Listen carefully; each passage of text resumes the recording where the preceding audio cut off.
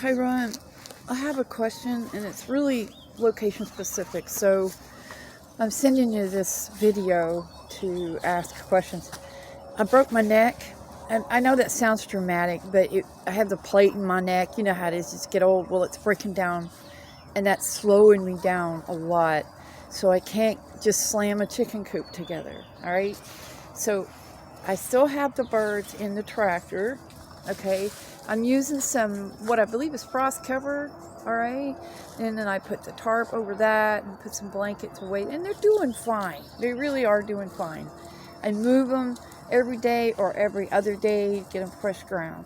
What I'm concerned about is when the ground gets cold, okay?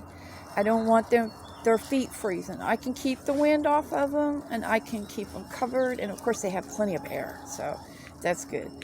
What I'm thinking is if I just put some logs in there so they can get up off the ground at night, and this will be a daily routine because I'll have to pull them out. And so that's what I'm thinking. You think that's good enough? I bet it is. All right.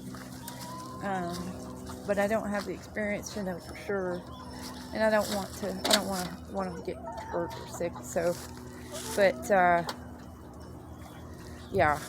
So it's amazing how resilient they are. I mean, they're just really tough, aren't they? Yeah. And as long as I move them, I relocate them, even if it's just briefly. They were here before, and I just slid them back. And give them some fresh, clean ground. Now, I won't be able to give them dry ground, but I think what I can do is just pull some grass that I have in the back 40 and, put some hay down, basically.